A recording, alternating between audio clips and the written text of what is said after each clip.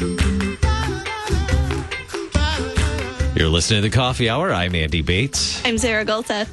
I psyched you out. I turned up the mics and then turned it back down. And I was like pounding on my chair. Ready to go. It is Tuesday, May 1st. It's May. I'm so excited. It's May. Did you bike today? I didn't. You didn't? I have adulting things to do later.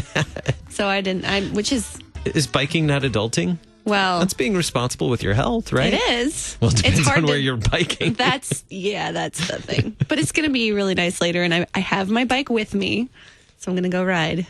A shop ride tonight. Yesterday, I was going to a meeting afterwards, and I saw you as I was going, and I started to honk. I was like, no, I don't want to startle her and then have her veer into the wrong lane Cyclists or something. Don't like when you honk at them. Right. So I did not honk. Figured I'd tell you about it later. So I appreciate that. Saw you being ever so cautious and safe. It's a natural response when people talk to you when you're bicycling. Oh, it's Tuesday, May 1st. We have some good topics ahead of us today. What do you do? Two good topics. And speaking of health and being healthy, we're talking about bicycling. Two good topics related to being healthy. Yeah. One of our friends over in Indiana, founder of Run Hard, Rest Well, we're going to talk about how men and women rest differently. I should have told my husband to listen to this one this morning. Yes. And call in with I'm a comment. excited. Lauren and I had some fun conversations as we were talking about preparation for this conversation. And I think Brenda's going to bring some great insight to the conversation for us. She's just so knowledgeable of this. And one of those people who really walks the talk. When she talks about rest, she really does live what she talks about. In the second half, there's a unique opportunity here in St. Louis to help out those who have a need for health equipment, medical equipment, those types of things. So we'll find out about that in just about 15 minutes or so. We'll talk with our friend Laura here in St. Louis. Thanks to our friends at Concordia University, Wisconsin. Y'all are great. Thanks. I said y'all. You said y'all. I did. Didn't you know how many years of training it took to drop my accent before I came on the air? Got to go find those recordings. That'd be fun. Concordia University, Wisconsin, thank you for your support. Find out more about Concordia University, Wisconsin at their website, cuw.edu. Go Falcons. It is time to talk with our friend Brenda Jenk. She's founder of Run Hard, Rest Well. We've talked about that here on KFUO before, a little bit about resting and the importance of it. Brenda, welcome to the Coffee Hour. Thanks for being our guest this morning. Andy, Sarah, thank you. Great to be here. How are things in beautiful Albion, Indiana today? The sun is out. It's going to hit 80. We had snow last week, and we had frost yesterday morning, but it's going to be 80 today. And welcome to the Midwest. I am an avid bird watcher, and an orange oriole showed up. And I ran and grabbed my grape jelly and my special little cups. I was all ready for my orange Oreos. So they are here, and yes, happy day. Good day. Wonderful. Well, glad you're enjoying the beautiful things around you.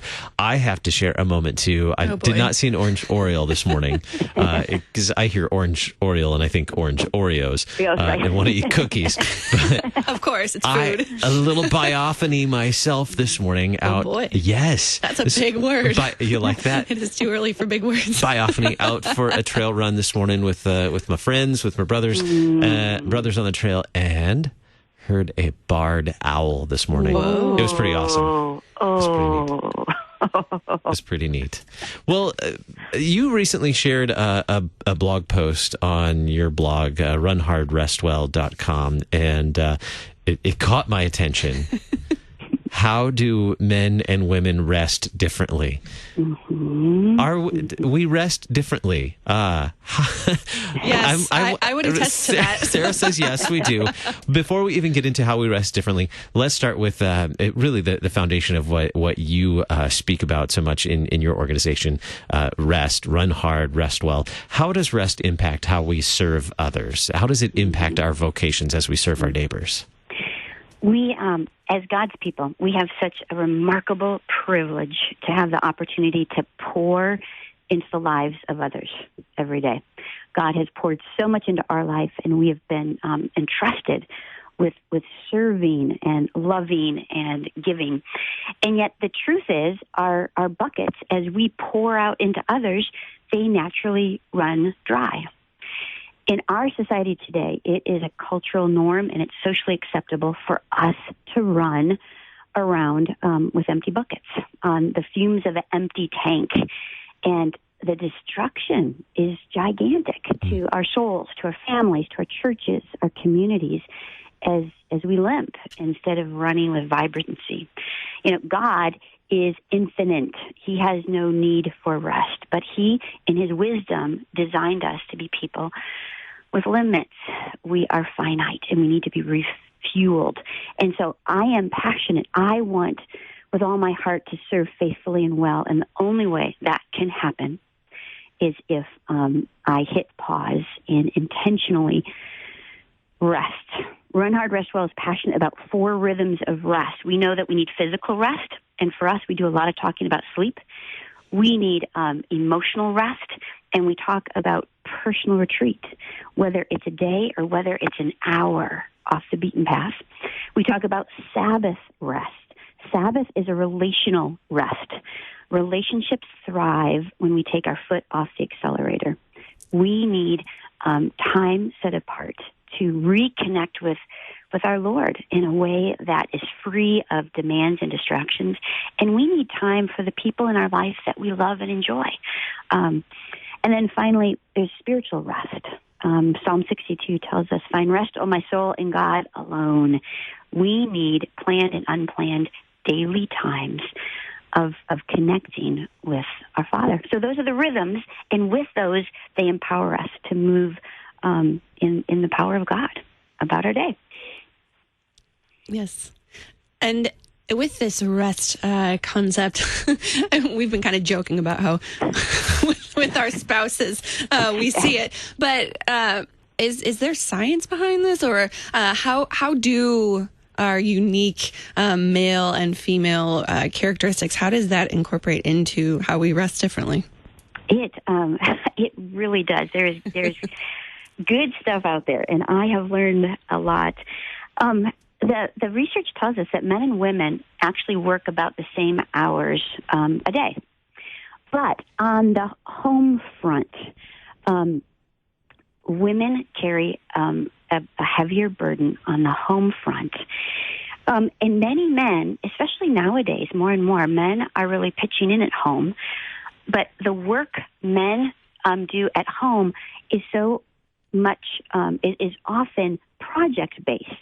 Hey, honey, I'll wash the dishes tonight. They might take care of lawn care or bills or car care. It's kind of project-based. Where women, whether there are children in the home or not, there's often, and especially if there's children at the home, our work often revolves around timetables and people needs. And that creates a level of stress. We have to be on our toes. We're trying to get a toddler out the door, and we want to just put their shoes on, and they're in that mode of, I want to do it myself. But they're having trouble, and you're looking at the clock. You need to get out the door.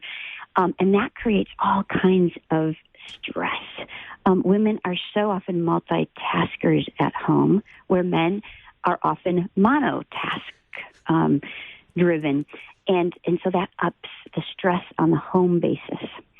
So one powerful reality for couples who have children is the gift that a husband can give a wife is to allow her time and space where she is not under that time clock, of taking the opportunity. You know what?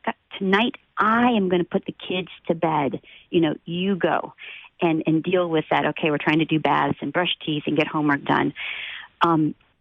For many men, their home is a sanctuary. It's a safe, relaxing, restful place away from a work environment. For women, the home is often not a sanctuary. It represents a lot of demands.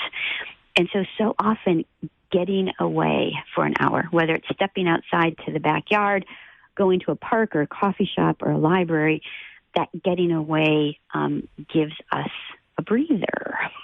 I see that that time is usually designated for Saturday mornings. Mm-hmm. If I take my son to the park, guess who else is at the park? All the dads. All the dads and the kids are at the park. So Saturday morning must be mom's time, because there may be a mom or two there, but Saturday mornings typically tend to be more dads at the park with kids. That's interesting. Tim, my husband, blessed me so much. We were going through one of our more intense situations. We've been at Camp Luther Haven in Indiana for 25 years. And when we were in a large building project, Tim was so often drawn away all day with building project demands, and that his regular work day didn't get accomplished. And so for the first time, just day in and day out, he was having to work into the evenings and work on days off. And when he very intentionally, I hate grocery shopping. And he would bless me. He would take all 5 of our kids who were under 7, 5 children under 7, and would head to the grocery store. It usually involved 3 carts. You know, the baby was in the car seat in one, laying in the basket. The toddler was in the other seat. And then there was a kid pushing, and he lost skin on the back of his heels from getting run into. So here's this dad with 5 kids and 3 shopping carts.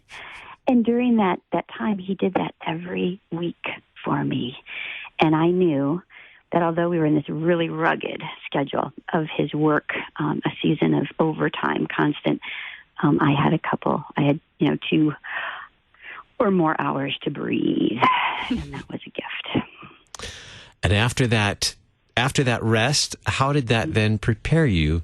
How were you equipped to serve? We have just about a minute left. How were you equipped to serve after having that? How did it help you serve? Right. It filled my bucket. And in that filling of the bucket, I had once again something to offer, to give back.